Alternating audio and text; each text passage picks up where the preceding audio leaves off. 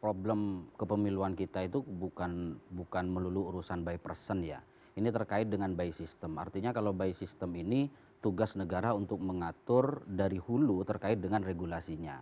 Yang pertama tentunya perdebatan kita harus diselesaikan terkait dengan konstitusionalitas ya. Kalau kita berdebat terkait dengan demokratis atau tidak, ya baseline kita ini kan di konstitusi kita ya. Tadi dikutip oleh Mas Viva Yoga, pasal 18 ayat 4 itu jelas sudah bahkan diterjemahkan melalui vonis MK putusan 7273 PUU 2 kalau tidak salah 2004 bahwa yang dimaksud dengan demokratis itu bisa direct atau representatif atau indirect. Jadi kita sudah selesai dalam perdebatan konstitusionalitas dalam hal terjemah demokrasi. Kalau ada yang memaknai ini langkah mundur atau kemudian ini tidak demokratis, itu berangkat dari asumsi atau persepsi, bukan regulasi. Itu yang pertama. Kemudian yang kedua terkait dengan high cost, ini jangan dipersempit hanya urusan negara besar membiayai pelaksanaan pemilu. Bagaimanapun negara bertanggung jawab, besar atau kecil itu melupakan konsekuensi logis daripada sistem yang sudah menjadi konsensus kita, yaitu demokrasi Pancasila seperti itu. Cuman yang menjadi problem di sini, ada ruh yang hilang bahwa iklim demokrasi kita berbiaya mahal ini tidak menciptakan medan tempur yang rata. Anak petani, kemudian orang desa yang notabene punya kualitas, punya track record, sementara dia minim dalam aspek isi tas, secara telanjang sudah sulit untuk berkontestasi. Jika kembali ke DPRD, itu akan lebih menjamin. Siapapun lagi akan bisa punya peluang yang sama, Gus. Jadi begini, kalau sekarang kan ada kekhawatiran, ada pemikiran yang mohon maaf sekali lagi agak parno juga kita ya berpikir seakan-akan ada kekhawatiran berlebih ketika ditarik ke DPRD ini menjadi ruang gelap, ini menjadi satu diskusi yang tertutup jauh dari rakyat. Perlu diingat, DPRD ini kan dipilih oleh rakyat.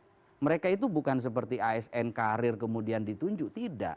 Makanya tadi yang disampaikan oleh Presiden, kenapa tidak satu jalan yang kita tempuh bisa mendapatkan 2 mandat. Kalau analogi yang disampaikan Mas Guntur, jalan rusak kenapa harus kemudian mundur. Problemnya kalau analogi itu yang dipakai tidak ada alternatif jalan lain. Oke, jadi masalahnya satu pileg dapat kada juga. Dan itu banyak terjadi di negara-negara lain. Di Amerika Latin itu kan banyak juga. Ada El Salvador, ada Panama, Costa Rica yang menganut sistem demokrasi dengan spirit atau dengan pola presidensial. Kalau yang dengan parlementer ada Jerman, Australia dan beberapa negara maju yang lain. Jadi sekali lagi ini jangan dianggap suatu hal yang tabu. Diskursus ini harus dianggap sebagai bagian dari politik hukum kita untuk membenahi dan ruang itu diatur secara regulasi. Jadi ilustrasi yang disampaikan langkah mundur kemudian ini menjauhkan legitimasi kepada rakyat. Ya kalau DPRD-nya ditunjuk, ini DPRD-nya kan dipilih oleh rakyat. Lah tinggal kemudian cara pandang kita itu jangan dipersempit, ini cara pandang 10-15 tahun yang lalu. Partai berkepentingan untuk melakukan proses kandidasi, siapa figur yang dicalonkan itu sesuai dengan ekspektasi publik. Kalau tidak akan dipanis oleh publik. Partai itu tidak merekomendasikan kandidat yang sesuai dengan aspirasi. Tapi perlu 5 tahun lagi dong kalau kemudian untuk bisa mempanis itu pada pemilihan berikutnya. Ya sistem kita kan mengatur itu kan. Sistem kita kan kepemiluan kita regenerasinya, suksesinya kan 5 tahun sekali gitu kan. Sekali lagi begini Mas, di era disrupsi saat ini semuanya sudah telanjang. Publik akan menilai, publik akan menjudge apakah partai itu sesuai dengan ekspektasi dan aspirasinya atau tidak. Oke, baik, tahan dulu.